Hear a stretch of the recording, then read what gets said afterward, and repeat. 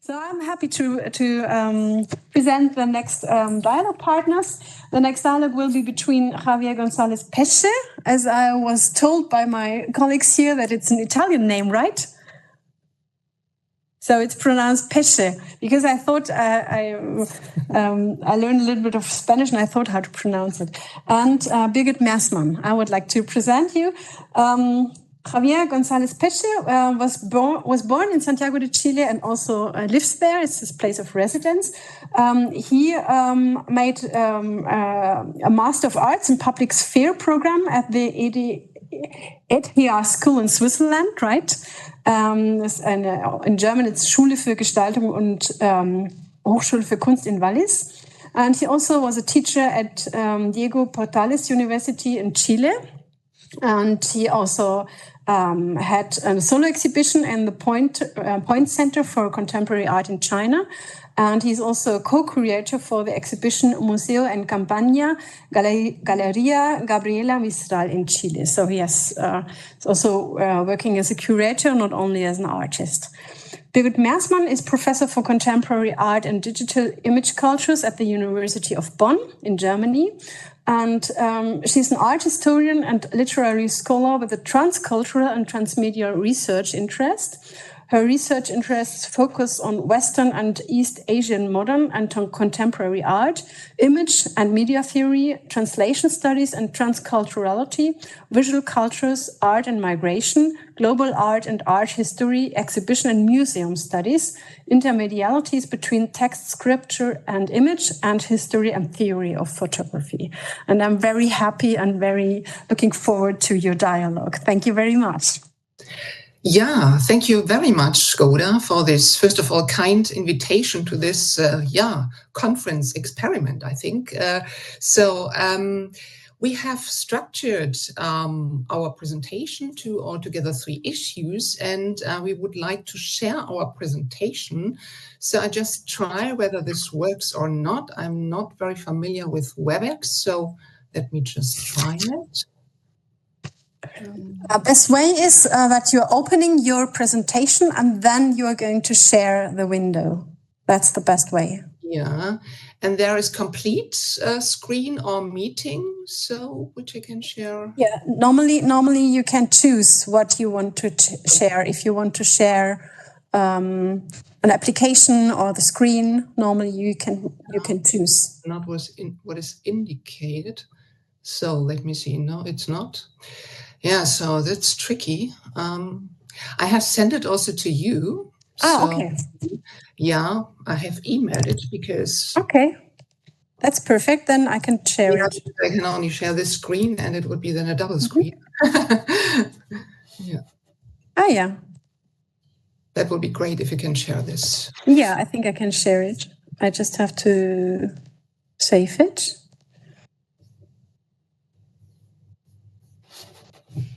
Maybe I can already start. So our idea was that first, I would like to discuss the idea of this image chain and also a little bit problematize the potentials and also limitations of image making, and this specifically on the basis of image theoretical point of view. Then Javier, he would discuss his own image that he produced within or for the image chain. And finally, then we will have an open dialogue on image making and focusing on the relationship between image and matter and also space and energy. Yeah, so thank you very much for this. So the idea of this image chain as an experiment to understand just the kind of image making from an intercultural perspective very, very much reminded me of an art ethnic or ethnographic experiment that was made by a German artist. Her name is Angelika Böck. And she specifically explored the genre of portrait. As you can see here, the portrait as a dialogue. This is her idea. And what she did is that she placed herself as the subject to be negotiated, also to be studied and represented. And by this, she attempted to answer 2 main research questions. These are the following. So how culture-specific are the ways in which humans perceive themselves and others? This was the first question. And the second, to what extent do we project ourselves when we consider or also represent our counterparts? So in the following, I would like to share the results of this artistic research project and discuss it also, how this relates to my own research on image translation and cultural agency, and also about what we discuss here, the movement from image to image, resulting in an image sequence. And this is just the point where the two experiments, the one of the conference and that one of Angelika Böck, meet. So here what you see is Angelika Böck's installation called Stille Post. So this is a German title. The English would be maybe Silent Mail, interestingly. Also Chinese Whispers. Maybe Zhu Fei Wang could explain why it is called Chinese Whispers. I don't know.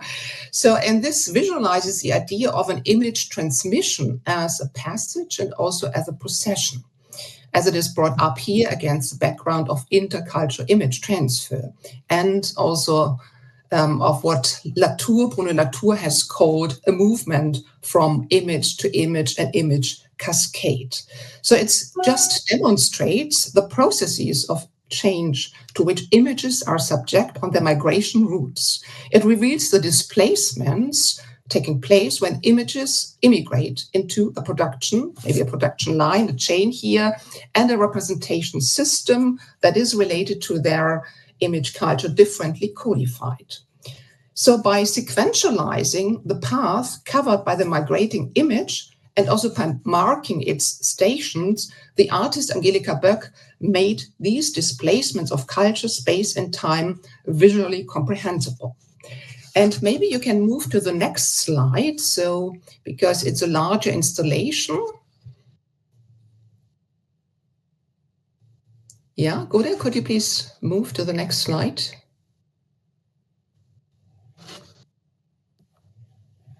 Okay, yeah, that's perfect now. Because, so the complete installation consists of 5 wooden portrait sculptures that you have just seen, and also opposite to it, 5 portrait photos of the related sculptures, all of them from the Republic of Ivory Coast. And the portrait photos of these sculptures are printed on fabric opposite to the busts.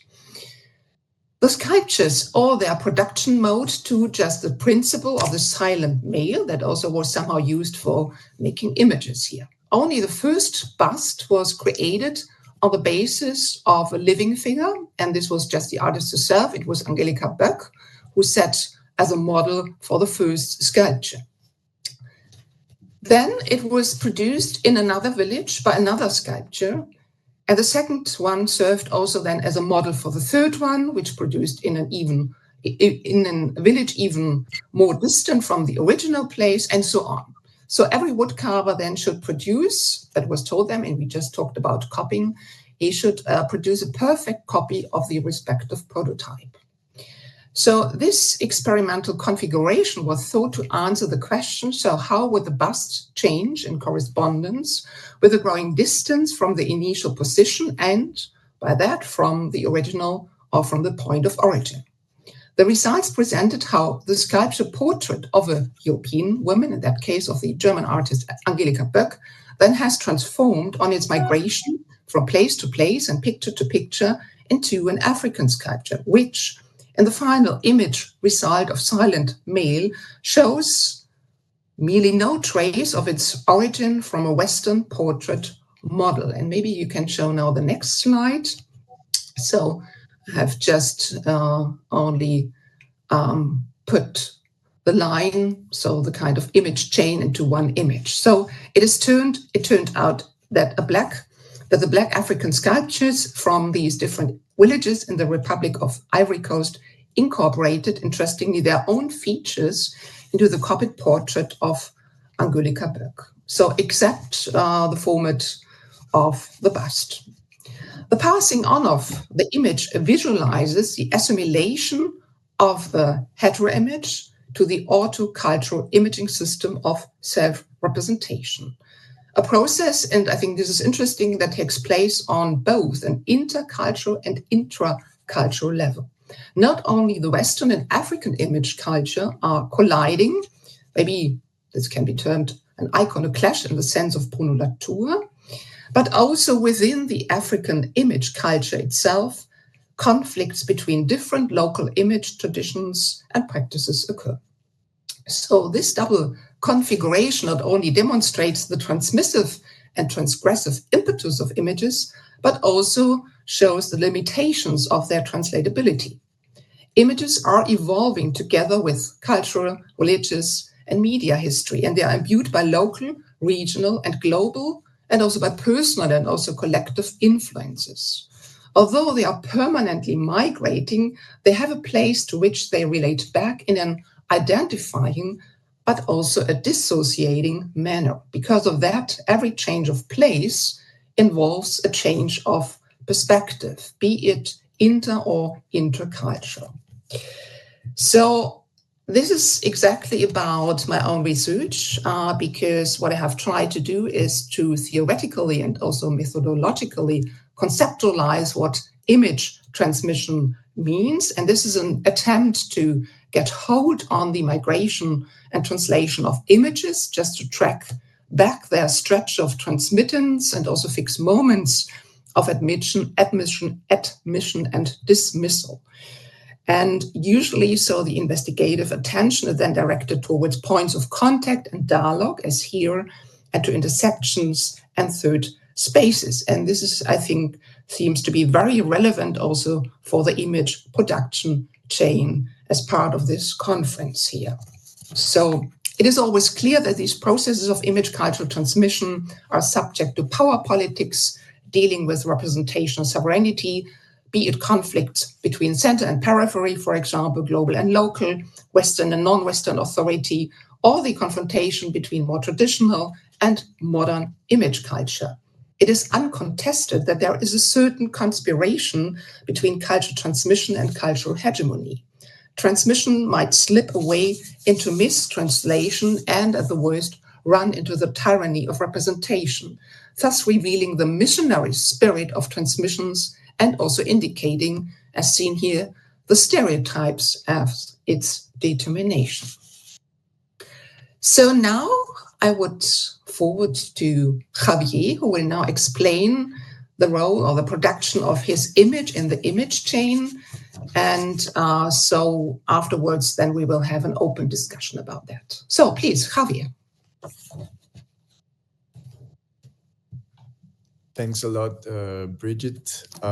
Well, first, I want to thank Gauda and, of course, Birgit, with whom we have been sharing a little bit. It's been very nice for me to have reflections together with you, and thank you so much for what you just said. Very feeding information. Maybe, Gauda, could we keep going with the presentation? Great.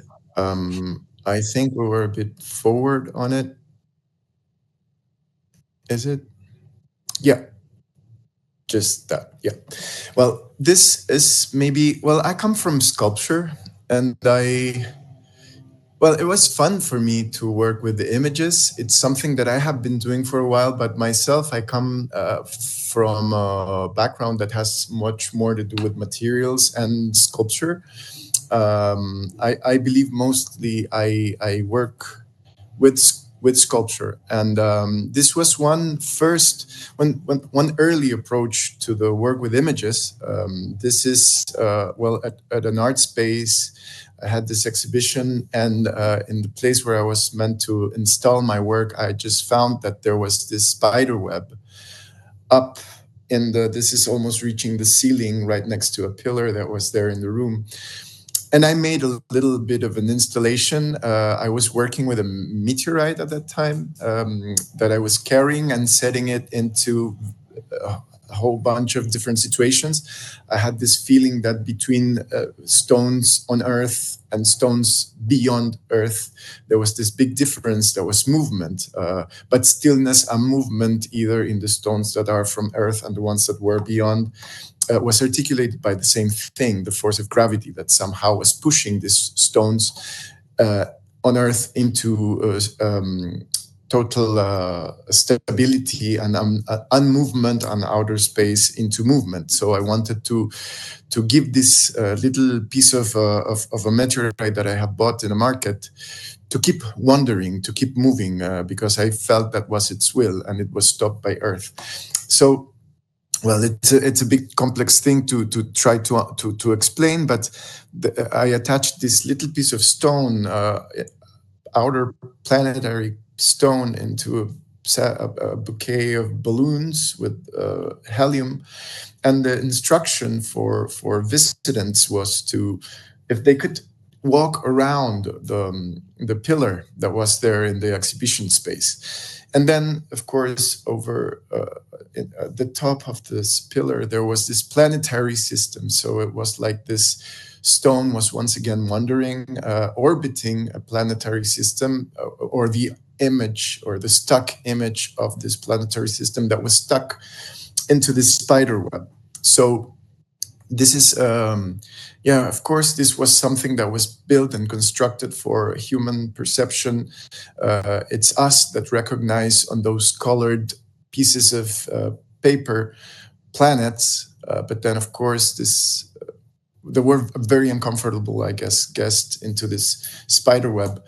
But for the spiders who were involved into this project I conducted, this was nothing like an image. So this is a point where I distrust images, because I don't really know what they are.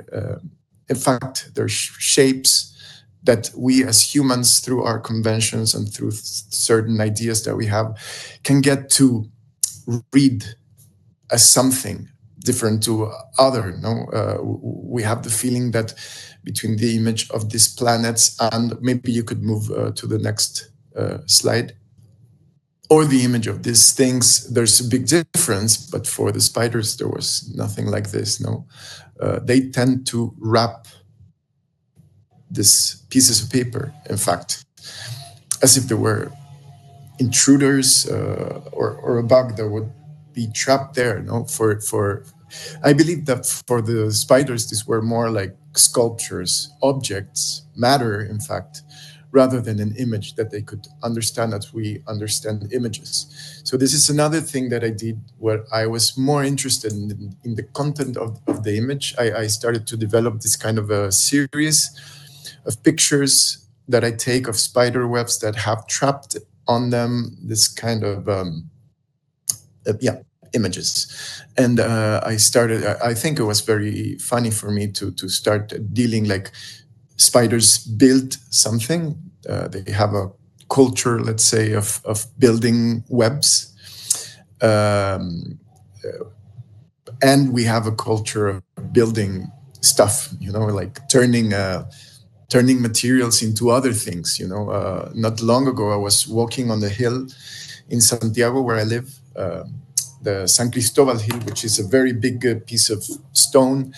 And there was this little note on the hill which said that it is from this hill that the materials for building the government palace, not far from there, was built.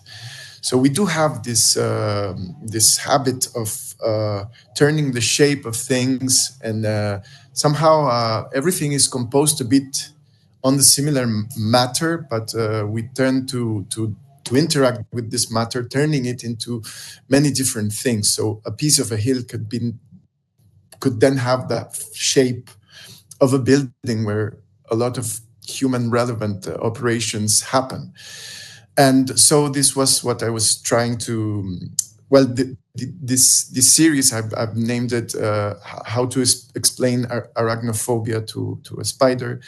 And I believe it's a clash between very different ways of inhabiting the world, very different policies of how we interact and live in this world. So it's this encounter between a natural construction versus a human construction. And so this was maybe my first time thinking about images, but I think it's a kind of thought on images that has a lot to do with sculpture. I see that an image is a matter in first place, where shapes are distributed in a certain way that we can recognize, but this is a very human thing, you know. Then maybe we could move into the next slide. And this is something that has been developed by a scientist, Jacob von Wexkull. I'm not sure I'm pronouncing this right. German scientist, and this is on his book. That I believe it could be translated something like wanderings through the surrounding worlds of animals and humans. And this is an effort for trying to show us the same street as it could be seen by different species. The first image on the left top, it's just an image of a street, random street. Then below this image, we have it's the same place, but now captured with a camera lens that has a grid over it. So it's like he would say it's like a mosaic, you know, understanding how it is that maybe a multiple or pluri-eye, as the ones that flies have, could be encountering this place and turning it into a codified image, maybe. And then the next image, again on the top, but now on the right, that's the translation into this mosaic of a view of a street into what the fly might be looking at. And then bottom to this image, there's a very weird, strange thing, very abstract to what we might consider, which is what a sea creature might be seeing this, like a mollusk. I don't know if you use this word. But then and what von Wexkull is pointing out also is that seeing is just one of the ways that we perceive the media. No, his belief is that there's one world, but within this one world, there's as many possible perceptive possibilities that produce a realm, and this perceived world can vary pretty much, not just towards what we see, but towards what we experience in terms of the things that surround us, and also time and other possible factors or elements. No, so this is just one layer of what constructs the experience for any being, and this is what I think I encountered while I was interacting with spiders, that for sure would have a very different perspective on whatever it is that I put in there. You know, we as humans can identify in these colored pieces of paper something that we call an image, but really what is an image? And this is what I started to think. For sure, for an image, for a spider, for instance, an image, I believe, is just nothing. It's not a thing. If there's something that the spider could interact through these pieces of paper, it's never something that would resemble to what we consider to be an image. Then maybe we could move to the next slide, which is something that I've been a lot thinking about, maybe from a different perspective. I've been thinking that what pre-Columbian cultures were developing in South America was something that that has been treated by archaeologists and other researchers in a certain way. And I think it's very interesting that we could interact with these things they built from the perspective of the contemporary thinking. And I think artistic thinking has a lot to do with this, or could have a very important position towards this. In fact, what we're seeing is something that most archaeologists, or the consensus at least, how is this material is archived in the Museum Larco in Peru, in Lima that has a very wide collection of crafts made by the Moche people, which is a work that I'm very interested in. They've called this the horrible world, which I think it's very sad that they call it like this. And sad world as a genre of crafts, it's an encounter, a material encounter in between species, between elements that are not from the same species, let's say. So this is a bird and a human, you know. But I think this has a lot to do, maybe we could move into the next, has a lot to do with if we have to think what would have an image be to pre-Columbian cultures. This is another horrible world thing. It's an encounter between a potato and a human sort of kind of being, or maybe not even that. But yeah, I believe that they conceived the world as a network of things that are all entangled. So you cannot really distinguish between one and the other. There's not really a separation between one and the other. Of course, they could see the couture of any body and understand it as something, but somehow in their way of understanding the world, everything was really attached. We are nurturing our bodies from food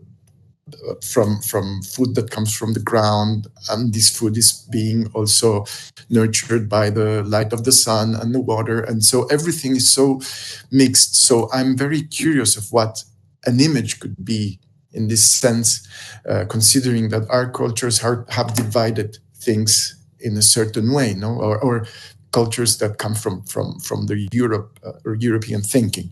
And just to say a last thing, I know time is maybe shortening, but first time I was in Europe, I was already big. I was 30 years old, and I was very impressed to notice how in European historical museums of art, all the efforts of the history of European painting, at least, were leading, or every improvement was in the direction of trying to describe reality or to portray or represent reality in a very precise way. They were trying to make a painting look as much similar to reality as they could. Perspective and many other advances go in this direction, trying to represent or translate reality as similar to reality as possible.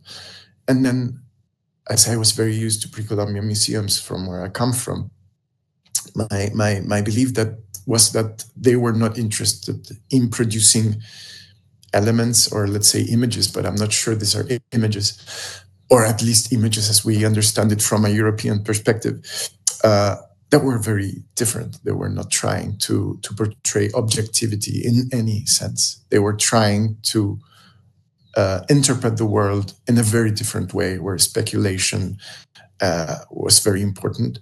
Abstraction was, of course, very important.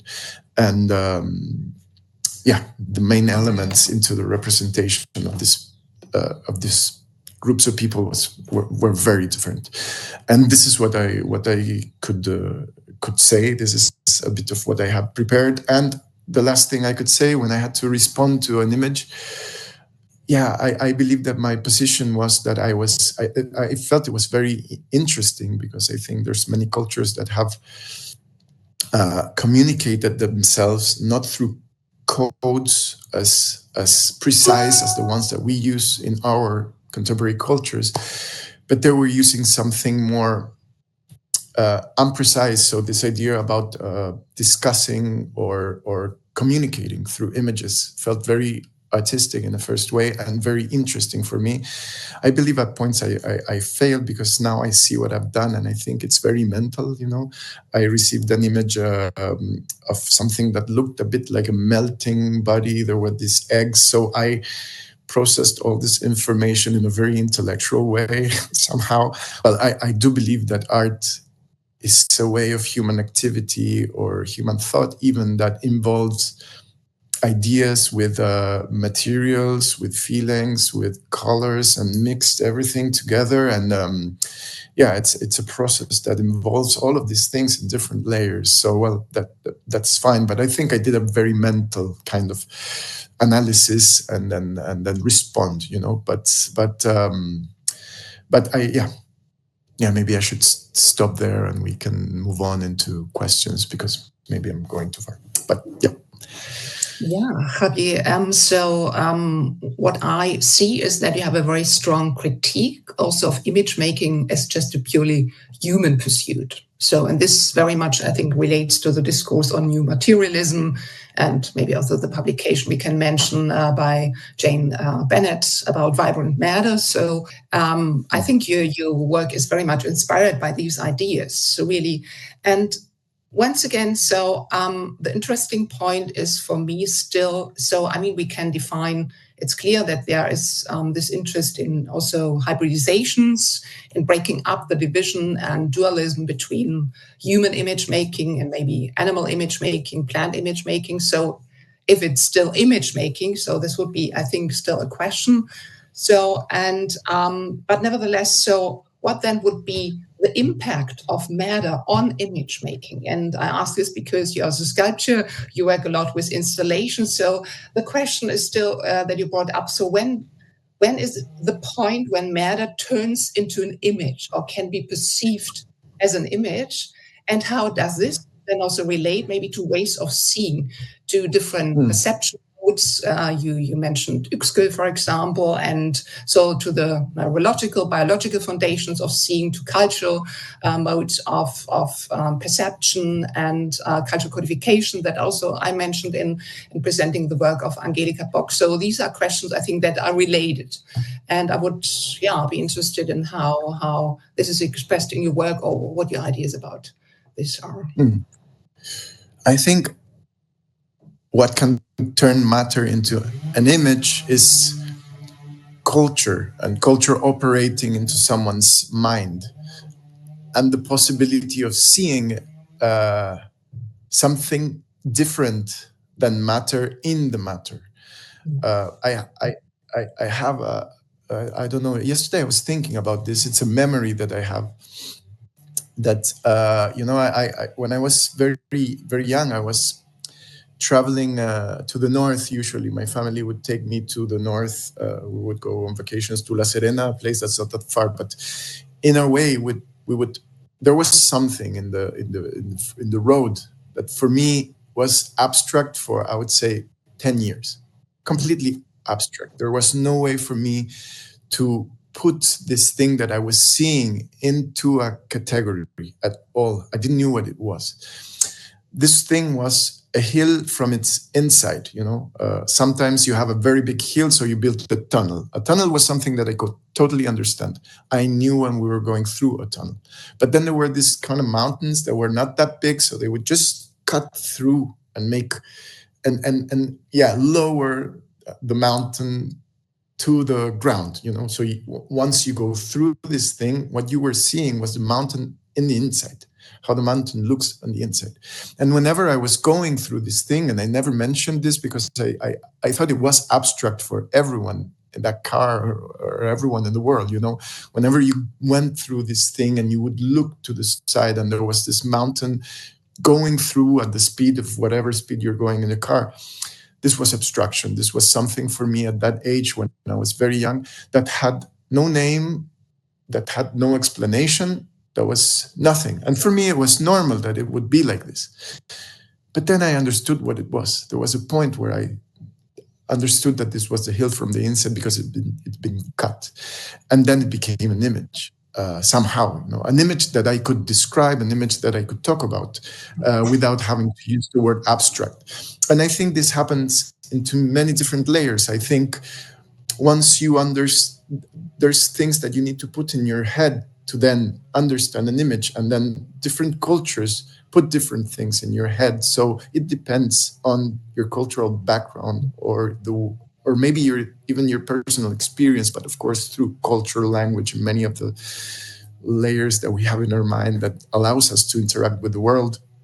that an image becomes an image, or a thing or matter could become an image. And of course, this is not objective thing. It depends on the perspective, it depends on the person, and it depends on background and culture that this person has. But I all of the time, I'm a kind of an uncomfortable guest in this conversation, maybe because I don't really believe that much in images. I believe they're matter with a shape, with a form, and maybe you could recognize in all of that an image. Because maybe I have empathy, or not empathy, but I'm very interested in this perspective that other species might have, And when I see that Jacob von Oexkul, who I respect a lot, and I'm very interested in when he's pointing out, makes the effort to try to make what a mollusk could see, I don't think this is really relevant. I think we need to understand that there's other bodies that have an experience of the world which is maybe very complex, that comes from a very different culture and anatomy and I don't know, understanding of the world, that are very different. And I believe images are nothing but to us humans. That's what I could say. Maybe this is a good final comment. Images are nothing. So for an image theoretician, this is a complicated thing, I think, to discuss. But so I think we are running out of time. So, Goda, what do you suggest? But I would just say that, of course, it's nothing, but it is something. It depends where you look at them from. But I think between, I don't know, the of this or a pornographic image, or in fact, it's the same. It's pixels or ink